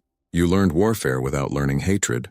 You became capable of violence while remaining dedicated to peace. That's harder than it sounds, and you've done it brilliantly. Take care of each other. Take care of your world. And remember, strength is a tool, not a purpose. Use it wisely." The students rose as one, saluting in the human military fashion they had learned. Vasquez returned the salute, tears she didn't bother hiding running down her face. Then she left the academy for the last time, knowing she was leaving it in capable hands. That night, a smaller ceremony took place at the memorial. The humans who were departing gathered with Villani friends to say goodbye. There were tears, promises to stay in touch, addresses exchanged. Some relationships had deepened into genuine friendships, even romances. Humans and Villani who had bonded through shared trauma and reconstruction. Ambassador Shiva found General Vasquez sitting alone near the memorial, staring at the names of the fallen. She sat beside her, saying nothing for a long moment. "Do you have regrets?" Shiva finally asked. "Many," Vasquez admitted. "I regret every person whose name is on this wall. I regret that we couldn't save everyone. I regret that your people had to learn about war at all. But I don't regret coming here. I don't regret fighting for you. That choice at least was right." "You gave us everything," Shiva said softly. "Not just defense, but hope. Before you came, we thought the galaxy was a place where the peaceful died alone. You taught us that sometime, somewhere, someone will stand up for what's right. That changes everything." "Just promise me something," Vasquez said. "Promise that you'll use what we taught you wisely. Don't become aggressors. Don't let strength corrupt you. Be the people you were, just protected now." "I promise," Shiva said solemnly. "We will be guardians, not conquerors. Defenders, not invaders. That is the human legacy here. Not how to fight, but why to fight and when to choose peace instead." The next morning, the remaining human personnel departed on a transport ship. They left behind a transformed world, a species that had learned to stand strong, and a promise. If Villani Prime ever needed help again, humanity would answer. As the transport broke orbit, General Vasquez looked back at the planet below. Lights sparkled across continents where life thrived. Defensive platforms orbited, keeping watch. The Remembrance and her sister ships patrolled the system, guardians born from necessity but maintained by choice. "We did good work here," Chief Webb said, standing beside her at the viewport. He was the exception. returning to Earth only for a visit before coming back to Volani Prime permanently. We did, Vasquez agreed. We asked what humans could offer a peaceful species under attack. The answer was everything. Commanders to lead, builders to fortify, bombers to defend. But most importantly, we offered belief. Belief that they deserved to survive, that they could become strong, that they weren't alone. That might be our greatest gift. The transport engaged its FTL drive and Volani Prime vanished into the distance, but its legacy remained. Across the galaxy, species learned about what happened there. Some asked for human help. Others decided to strengthen their own defenses. A few even began questioning the old galactic order, where the strong preyed on the weak and everyone looked away. Humanity had shown there was another way. It wouldn't change everything overnight, but it was a start, and sometimes a start is enough. 20 years had passed since the Battle of Volani Prime, and the galaxy had changed in ways both subtle and profound. Ambassador Shiva, now gray with age but still sharp of mind, stood in her office overlooking the capital city. The view had transformed from the floating artistic structures of her youth to a blend of beauty and purpose. Defensive walls integrated into architecture, shield generators disguised as sculptures, a city that was both peaceful and protected. Her granddaughter, Mira, sat across from her, reviewing reports for her new position in the Galactic Council. At 23, Mira belonged to the generation born after the Scourge attack, raised in a world where defense training was as normal as mathematics, where humanity was not a distant curiosity but a trusted ally. The Council is debating another intervention request, Mira said, frustration evident in her voice. The Talaxian colonies are under pirate attack. They're asking for help. The Council is stalling again, demanding committees and studies and impact assessments. People are dying while they debate. The Council has always been slow, Shiva replied. That hasn't changed. But we changed, Mira countered. Why don't we help them? We have 3 defensive fleets now. The Remembrance and her sisters are some of the most advanced ships in the region. We could reach the Talaxian colonies in 2 weeks. Why are we sitting here while others suffer? Shiva smiled at her granddaughter's passion. And what do you think General Vasquez would say if you asked her that question? Mira paused, considering. She had grown up on stories about the humans who had saved Volani Prime, about the general who had taught their people to defend themselves. Though Vasquez had returned to Earth 20 years ago, her philosophy remained ingrained in Volani military doctrine. She would ask if the Talaxians requested our help specifically, Mira said slowly. She would ask if we have the right to intervene in another species' territory without invitation. She would remind me that strength must be tempered with wisdom. Correct, Shiva said. Humanity taught us to be strong, but also to be careful with that strength. We don't intervene unless asked. We don't assume we know what's best for others. We offer help, never impose it. But people are dying, Mira insisted. People are always dying somewhere, Shiva said sadly. That's the cruel reality of the galaxy. We can't save everyone. If we try, we become what the Council fears, a military power imposing our will. The Talaxians must ask for help. If they do, we should offer it. But we don't make that choice for them. Mira sighed but nodded. I understand. It's just frustrating. We have the power to help and we're not using it. Power unused is not power wasted, Shiva replied. Sometimes the greatest strength is in restraint. That's a hard lesson. One humanity struggled with for centuries, but they learned it and they taught us. On Earth, General Elena Vasquez had retired from military service 5 years earlier. She lived in a small house in Colorado, writing memoirs that she would never publish and consulting occasionally for the Federation military. At 65, she remained sharp, though her body carried the scars of decades of service. Her communicator chimed with an incoming call from Volani Prime. She smiled, recognizing the signature. Admiral Thelen, it's been months. How are you? Thelen appeared on the screen, aged as she was but still commanding. He had led Volani Defense Forces for 20 years, transforming them from inexperienced civilians into one of the most respected defensive militaries in the region. General Vasquez, I hope I'm not disturbing your retirement. You know retirement bores me, she replied. What do you need? Advice, actually. The Talaxian colonies are under attack. They've formally requested assistance from multiple species, including us. The Council is debating as usual, but Volani Prime has the capability to help. Should we? Vasquez considered the question carefully. What do you know about the Talaxians? Peaceful species similar to what we were. They have minimal defenses. The pirates are brutal but not organized. Local warlords not an existential threat like the Scourge. And if you intervene? Vasquez prompted. We can probably drive off the pirates in a few weeks. Minimal casualties. Then we help them build defenses the same way humans helped us, but... Thelen hesitated. I worry we're becoming what humanity almost became. The galaxy's defender, solving every problem because we can. That's a valid concern, Vasquez agreed. Here's what I think. You have the capability and the knowledge. If someone asks for help and you can provide it without overextending, there's nothing wrong with offering. But remember, you're not human. You don't have our resources, our population, our industrial capacity. Humans can afford to help multiple species simultaneously. You can't, not yet, so choose carefully. Help when asked, when it's within your capacity. But don't try to save the galaxy single-handedly. That's a burden that will break you. The Talaxians did ask specifically for Vellani assistance, Thelen said. They said they want what we have, peace protected by strength. They want to learn from us the way we learned from you. Then help them, Vasquez said simply. Send one fleet. Assign advisors. Do what we did for you, but maintain your own defenses. Never leave your home unprotected for someone else's sake. And make sure they understand. You're teaching them to defend themselves, not defending them permanently. Give them the tools and knowledge, then let them stand on their own. That's what I hoped you'd say, Thelen admitted. Thank you, General. Your wisdom is still invaluable. I'm just an old soldier with opinions, Vasquez said, but she was smiling. Take care of your people, Admiral. And tell Ambassador Shiva that I'll visit next year if she'll have me. She asks about you every time I see her, Thelen replied. You're always welcome here, General. Always. The call ended and Vasquez sat back in her chair looking at the mountains through her window. 20 years since Vellani Prime and the work continued.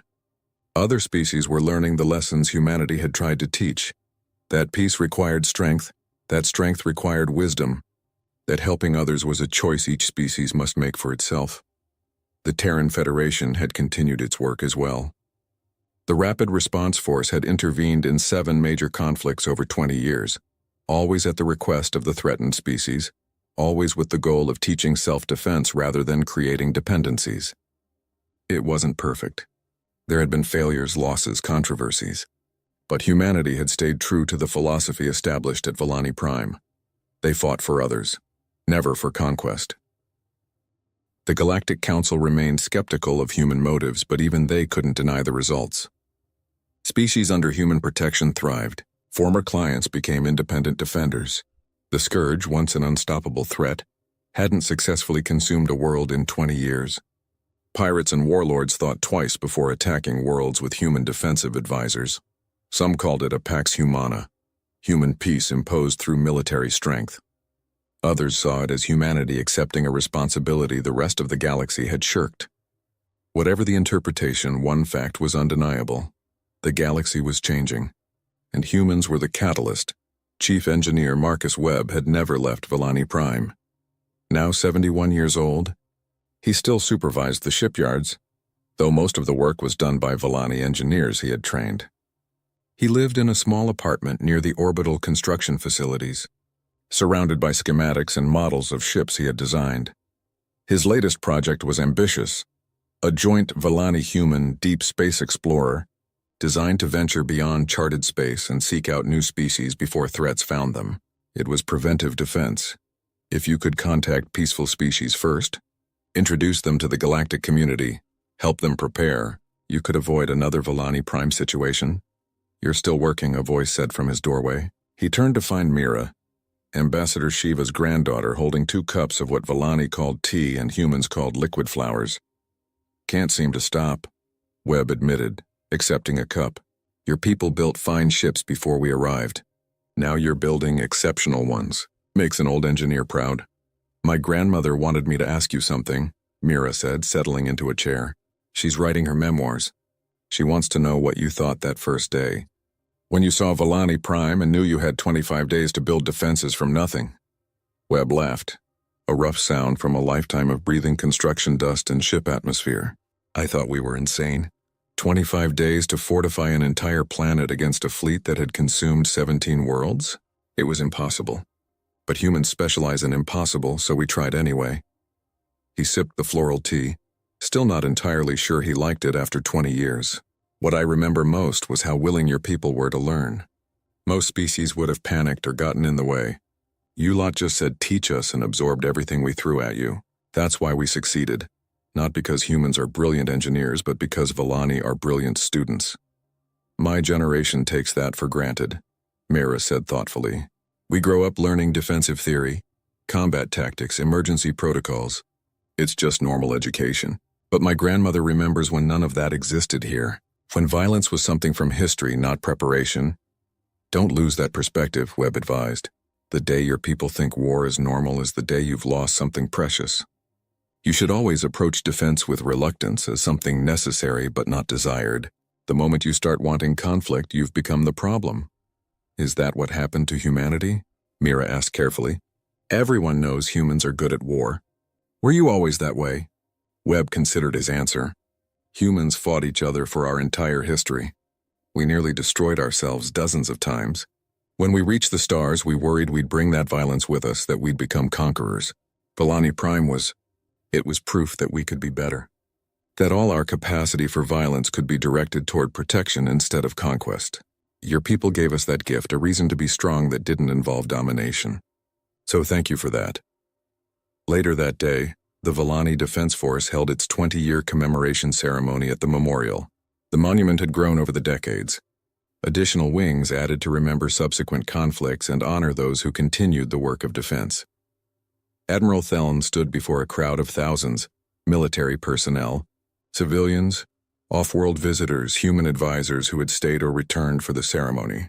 The original memorial still dominated, 3 figures representing humanity's answer to Villani Prime's call for help. 20 years ago, my people faced extinction. Theln began. We had no weapons, no soldiers, no concept of defense. We asked the galaxy for shelter, expecting evacuation at best. Humanity answered differently. They sent commanders to lead us, builders to fortify us, and bombers to defend us. They sent their best people, knowing many would not return. 3,000 humans died for a species they barely knew, on a world that wasn't theirs because someone asked for help.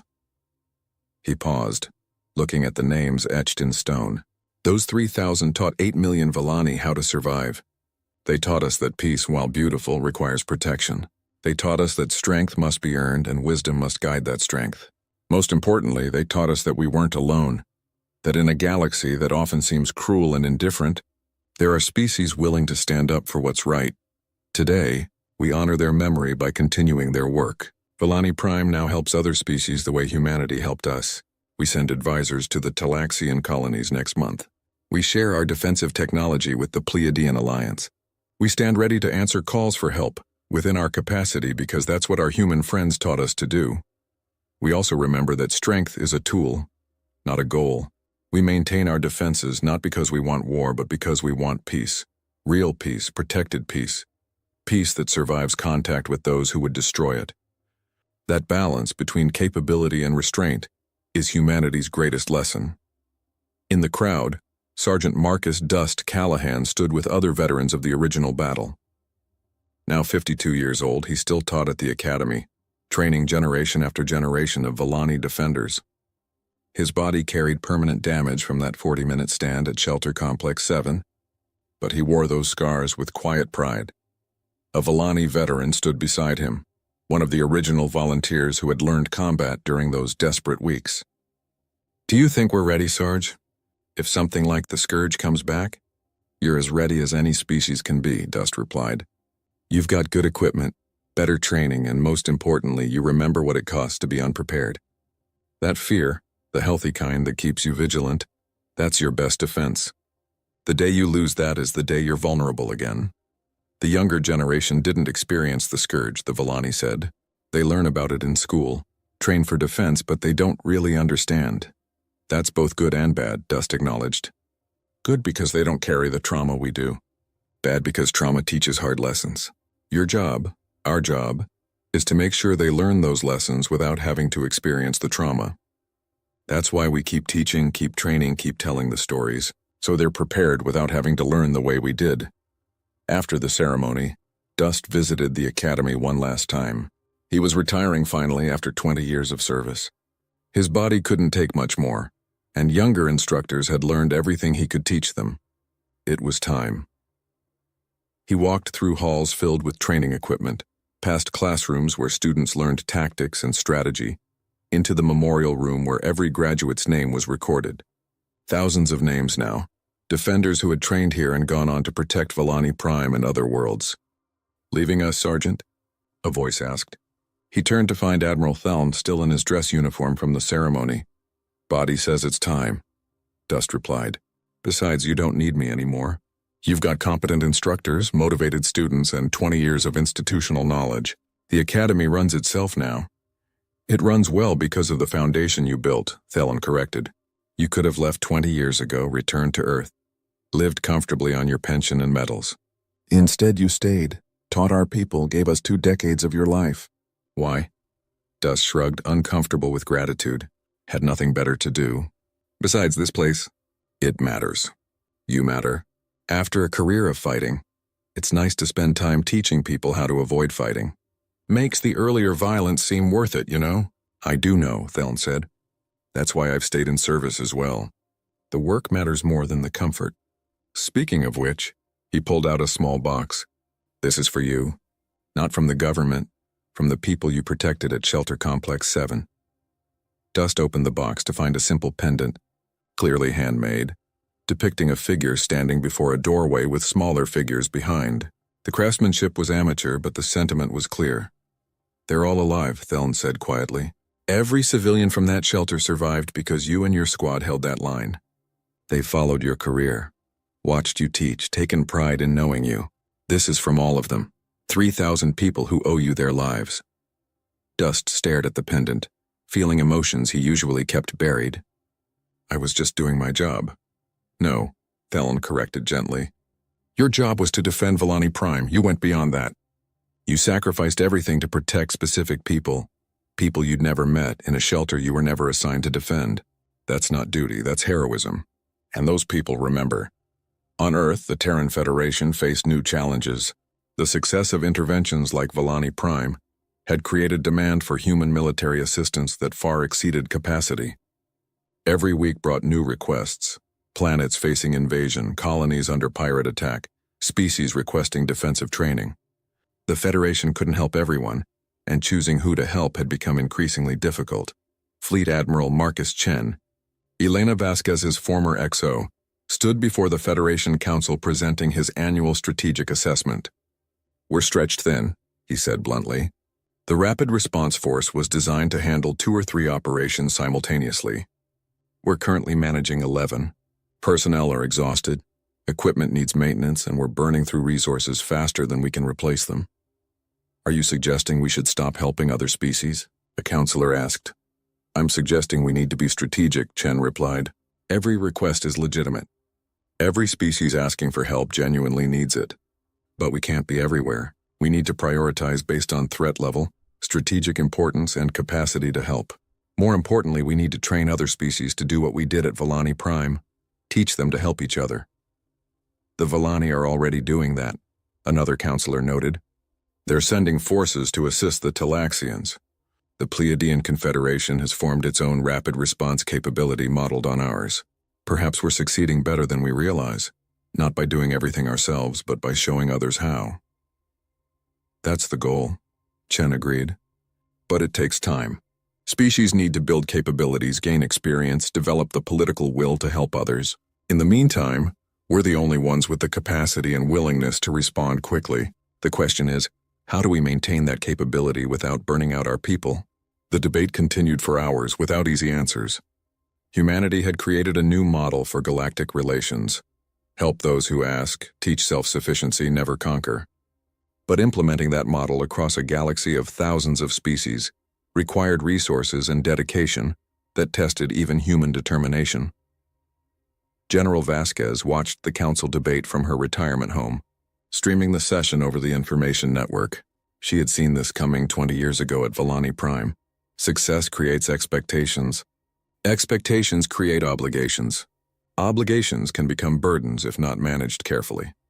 She opened a communication channel to Admiral Chen after the session ended. You handled the council well, Marcus. But you're right to be concerned. We're doing too much. What choice do we have? Chen asked. Tell species under attack that we're too busy to help? Sometimes yes, Vasquez said firmly. Hard truth. We can't save everyone. Trying to do so will break us.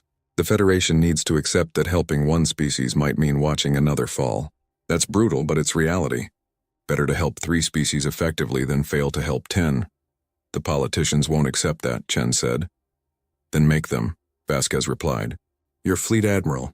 Your job includes telling civilian leadership hard truths they don't want to hear. We built our reputation at Villani Prime by doing the impossible. But we can't do the impossible every time.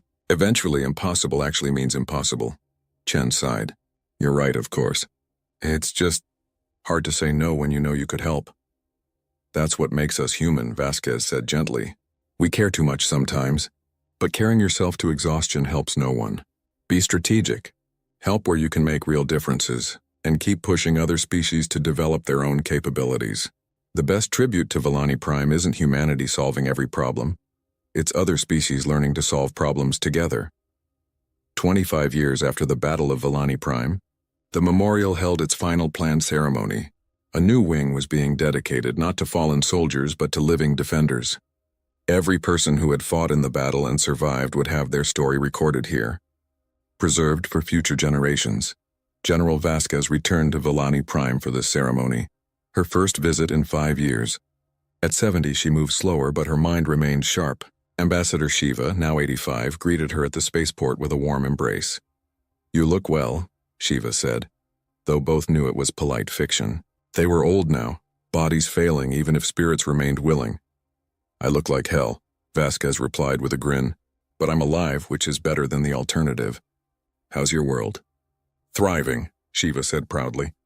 3 defensive fleets, economic growth, and we just graduated our 500th class from the academy. Your academy, really? We still teach your methods. They walked through the capital city, Vasquez marveling at the changes. The blend of Villani aesthetics with practical defense had created something unique, beauty that could protect itself. Children played in parks that doubled as emergency shelters. Art installations concealed sensor arrays. Every aspect of society balanced preparation with peacefulness. At the memorial, thousands gathered for the dedication. Veterans from the original battle, now in their 50s and older. Current military personnel, civilians whose lives had been saved, and younger Villani, the generation born after the Scourge, learning about the battle that had defined their world. The ceremony featured stories from survivors. A Marine who had lost both legs but continued serving as an instructor. A Villani civilian who had hidden in the shelters and later became an engineer, building better defenses. A human pilot who had rammed a Scourge capital ship and somehow survived, now teaching flight tactics to Villani students. When Vasquez's turn came to speak, she stood slowly, leaning on a cane, and approached the podium. The crowd quieted immediately. I'm going to tell you something no one else will say, she began. The Battle of Villani Prime was a disaster. We lost 3,000 humans, 30,000 Villani. We barely won. If the Scourge had been slightly smarter or slightly more numerous, we would have failed. Everyone died. 8 million Villani would have been consumed, and the galaxy would have shrugged and moved on. The crowd stirred uncomfortably. This wasn't the triumphant speech they expected. But we didn't fail, Vasquez continued. We won, barely, through luck and stubbornness and people like Sergeant Callahan who refused to retreat, when any sane person would have run. We won because Villani civilians trusted us enough to hide underground, while hell raged above them. We won because Chief Webb's engineers worked themselves half to death building defenses that shouldn't have been possible. We won because sometimes, just sometimes, impossible means very difficult instead of completely hopeless. She gripped the podium, looking out at faces young and old. I tell you this because I don't want you to romanticize what happened here. War is horror. Defense is necessity. We did what needed doing, but don't ever think it was glorious. The real victory wasn't killing the Scourge. It was that 8 million people lived to see the next sunrise. That's what we fought for. That's what those 3,000 humans died for. Not glory, not honor, just life, the chance for beings to keep existing, to raise children, to create beauty, to live in peace. You've built something remarkable here. A society that remembers trauma without being consumed by it, that prepares for threats without becoming paranoid. that learned to fight without learning to hate. That's harder than any battle, and you've done it brilliantly. The humans who fell here would be proud. I know I am." She stepped back from the podium to thunderous applause. As she returned to her seat, Sergeant Dust caught her eye and nodded with respect. Chief Webb, watching via video link from the orbital shipyards, wiped his eyes.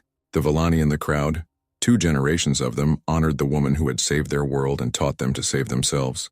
After the ceremony, Vasquez visited the original memorial one last time. The 3 figures, commander, builder, bomber, stood eternal watch over names carved in stone. She traced some of the names with aged fingers, remembering faces and voices. "I'm sorry we couldn't save all of you," she whispered. "I'm sorry some of you were 19 years old and died on a world you'd never heard of 3 months before. But I want you to know, your sacrifice meant something. This world thrives because of you. Other worlds learned from your example. The galaxy is slightly less cruel because of what you did here. I hope that's enough. I hope you rest easy." Shiva found her there, standing in contemplation. "Do you think they know? The ones who fell, do they know what their sacrifice achieved?" "I hope not," Vasquez said surprisingly. "I hope death is just rest, peaceful and quiet. If they're watching, if they see how hard we've struggled to honor them, that seems like a burden. Better to sleep peacefully, their work done while we carry on." "You're a strange person, General," Shiva said fondly. "Most would find comfort in thinking the dead are watching over us." "I find comfort in thinking they're at peace," Vasquez replied.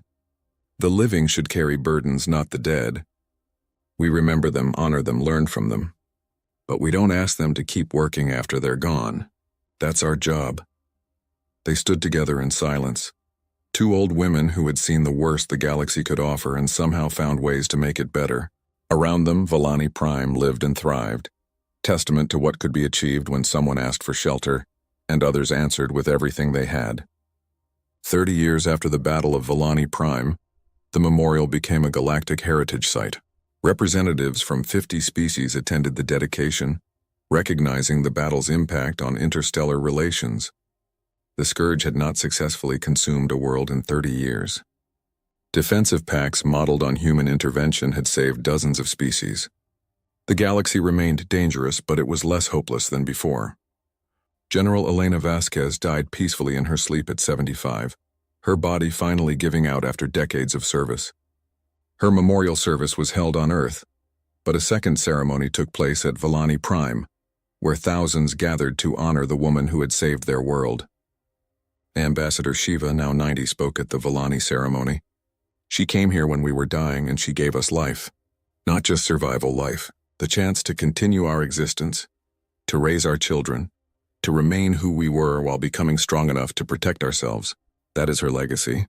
Every Villani alive today, every child born in the past 30 years, exists because she answered our call for help."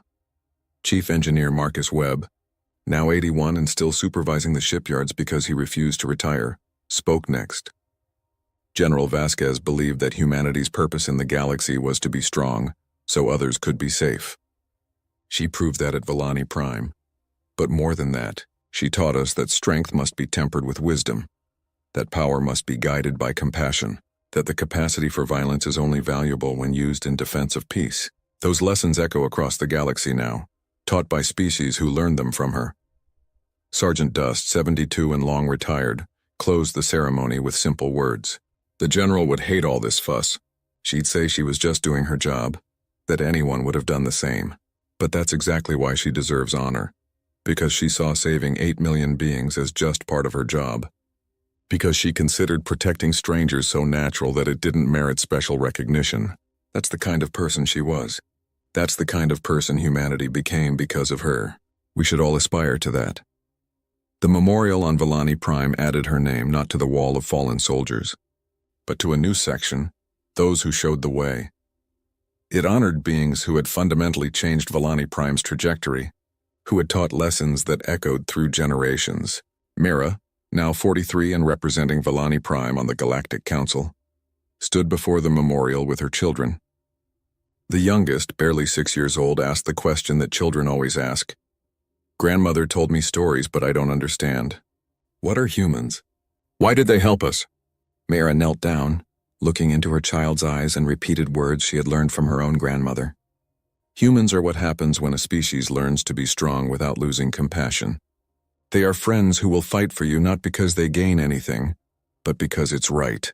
They are teachers who show you how to stand on your own, rather than making you dependent. They are the answer to the question, what happens when someone asks for shelter? What's the answer? Her child asked. The answer is you send commanders to lead, builders to fortify, and bombers to defend. You send your best people to do the impossible. You sacrifice what you must to protect what matters. That's what humans did for us. That's what we now try to do for others because they taught us how. She stood looking at the three figures frozen in stone. Commander with tactical display, builder with tools, bomber with weapons. The memorial had aged well, the stone weathered but the message clear. Behind it the city stretched toward the horizon, beautiful and protected, peaceful and prepared. We asked for shelter, Mira said quietly. Humanity answered with salvation. That's their legacy and our responsibility. We pass it forward, helping others the way we were helped, creating a galaxy where no one faces extinction alone. The sun set over Volani Prime, casting long shadows across the memorial. In orbit, defensive platforms kept watch, human designs improved by Volani innovation, maintained by beings who understood that peace required protection. In the academy, new students learned the lessons that had begun 30 years ago. In the shipyards, new vessels took shape, ready to answer calls for help from species who needed what Volani Prime had received. The galaxy was still dangerous. Threats still emerged, but the response was different now. Species helped each other, taught each other, stood together against the darkness. It wasn't perfect. It wasn't easy, but it was better than before. And in the memorial gardens, where names of the fallen were carved in stone and stories of the survivors preserved for eternity, children played without fear, protected by the sacrifice of those who had answered a desperate plea for shelter, with everything they had. That was humanity's answer. That was humanity's gift. That was the legacy of the day the humans came not with evacuation ships, but with commanders, builders, and bombers, with everything needed to transform victims into survivors, to turn helplessness into strength, to prove that in a cruel galaxy, sometimes someone stands up and says, not today, not here, not while we can help. And that made all the difference.